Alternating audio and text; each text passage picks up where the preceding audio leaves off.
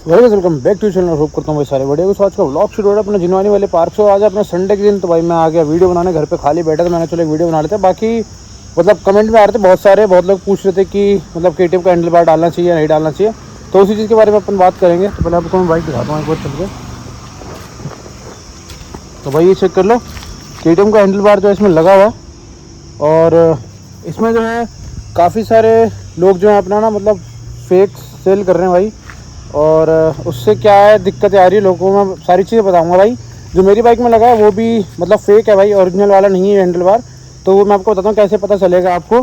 पहली चीज़ तो भाई ये चेक करो कि जो उसका कलर रहेगा, जो ओरिजिनल रहता है वो हल्का मैट फिनिश में रहता है, और ये जो है भाई थोड़ा सा शाइनी में है। अगर आपको दिख रहा होगा ग्लॉस में है, तो ये चीज़ पहला पॉइंट हो गया। ठीक है, दूसरा जो इसका पॉइंट है जिससे आप पता लगा सकते हो, ये आपको जो हैंडल है ना एक साइड से ऊपर उठा हुआ मिलेगा। मैं दिखाता हूँ आपको एक साइड से।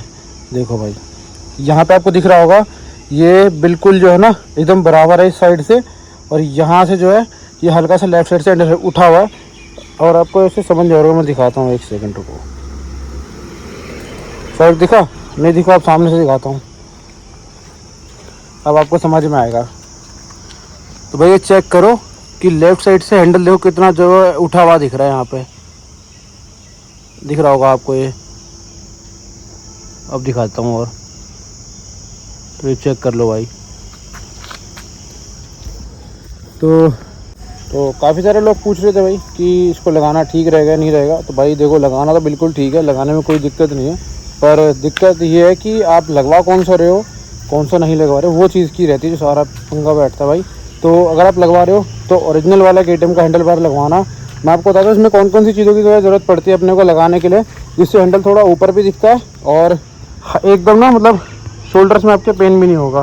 तो भाई ये ब्रैकेट तो देखो आपके हैंडल बार के साथ ही मिल जाएंगे। ठीक है, तो ये ब्रैकेट की कोई ज़रूरत नहीं है, ये हैंडल बार के साथ मिलेगा, आपको अलग से करने की ज़रूरत नहीं है।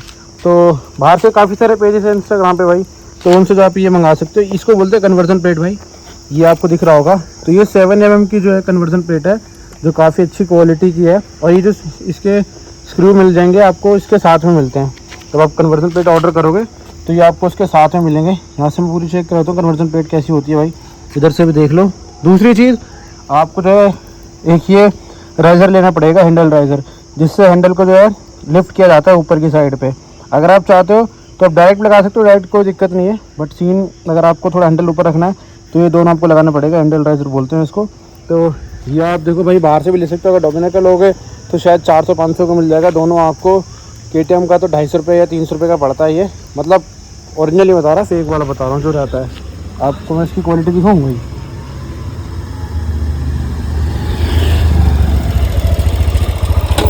हाँ भाई क्या हाल है भाई? 2-4 दोस्त यार मिल गए थे, वो जा रहे हैं, चेक कर लो भाई सामने। तो वो लोगों ने जो वीडियो पॉज करवा दी थी, ऐसी हाल चाल पूछ रहे थे।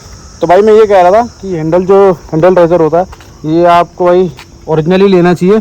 तो आप जाके ना भाई डायरेक्ट ले सकते हो KTM के शोरूम से, जो मतलब जहाँ से पार्ट्स वगैरह मिलते हैं KTM के, वहाँ से जो है आप जाके खरीद सकते हो। बस हाँ भाई मेन चीज़ ये कि हैंडल बार आप मत खरीदना कहीं भी बाहर से, क्योंकि हैंडल बार जो है लोकल मिलता है, तो कभी भी कुछ भी हो सकता है हैंडल बार के साथ में भाई।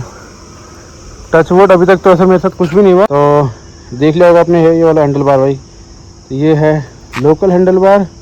और दूसरा लगा लो भाई, हैंडल ठीक रहता है, मतलब शोल्डर्स पेन नहीं होगा, कंफर्ट मिलता है, चलाने में मज़ा आता है भाई बाइक चलाने में। जो उसके ओरिजिनल वाले हैंडल बार आते हैं अपनी NS200 के, वो काफ़ी ज़्यादा ना मतलब उसका जो वेट है बहुत ज़्यादा रहता है, तो वो थोड़ा सा पेन भी करता है, क्योंकि वो थोड़ा सा ना अपना मतलब नीचे की साइड में रहता है।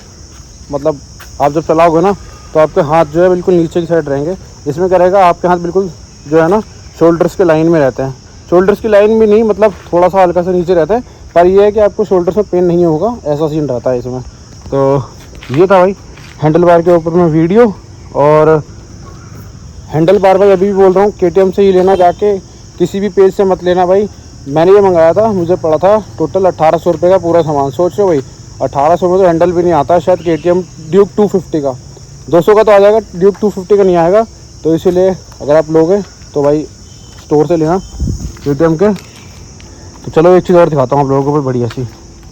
तो भाई होप करता हूँ आपको हैंडल बार के ऊपर जो है वीडियो मैंने बना दिया तो कुछ समझ में आ गया होगा, सारी चीज़ें हैं। बाकी कुछ भी डाउट रहेगा तो आप मुझसे जो है भाई कमेंट सेक्शन में पूछ लेना या डीएम करते हैं इंस्टाग्राम पे, मैं सारी चीज़ें बता दूंगा भाई।